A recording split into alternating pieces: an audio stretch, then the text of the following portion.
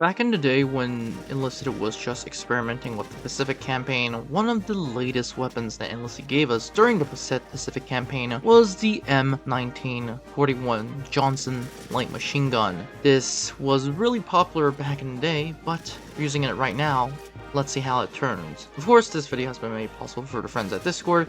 If you haven't liked, subscribed, or joined Discord, highly suggest that you do.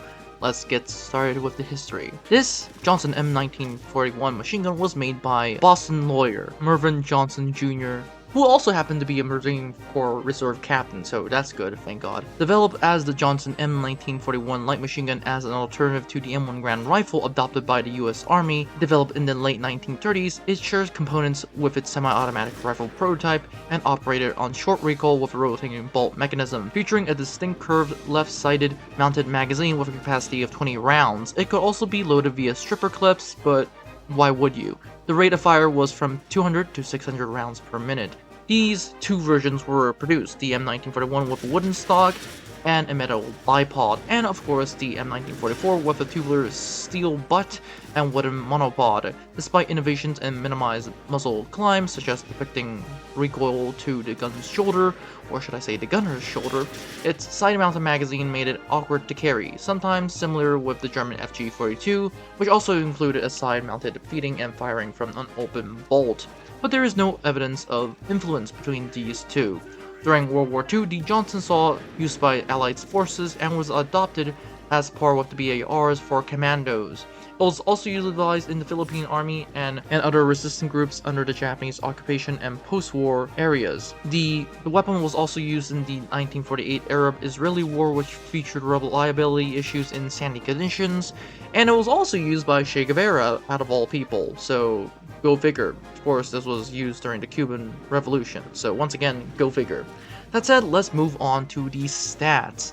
This M1941 Johnson light machine gun is chambered in 7.62, has a hit power of 12, and has a rate of fire of 900, which is pretty good.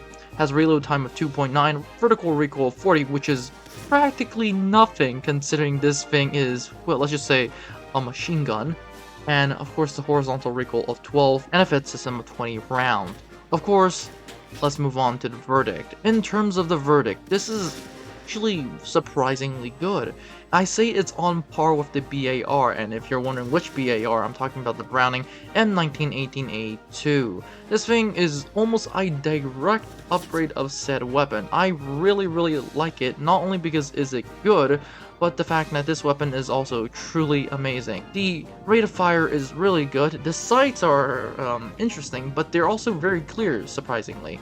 And also what's better is that the vertical recoil is so low. I am comparing this with the BAR. As a matter of fact, this is actually better than the top tier Browning M1919A6. Not because the M1919A6 is a bad weapon, but the weapon is just too slow in close quarters combat. The Johnson is much better in close quarters combat, which is why I'm using it. That said, this is actually surprisingly usable in terms of auto slow, and semi-auto, so that's really good.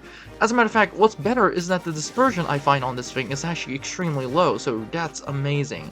Unlike other machine guns, this dispersion is low, meaning that you can essentially use it almost like an assault weapon. So that's that. Overall, highly suggest that you use it. One of the best machine guns for the Allies. And in my opinion, although the Browning M1919A6 is a good weapon, the Johnson is good for close quarters combat. So that's that. Overall, have a great day guys. Don't forget to like, subscribe, and join the Discord. I'll see you in the next one.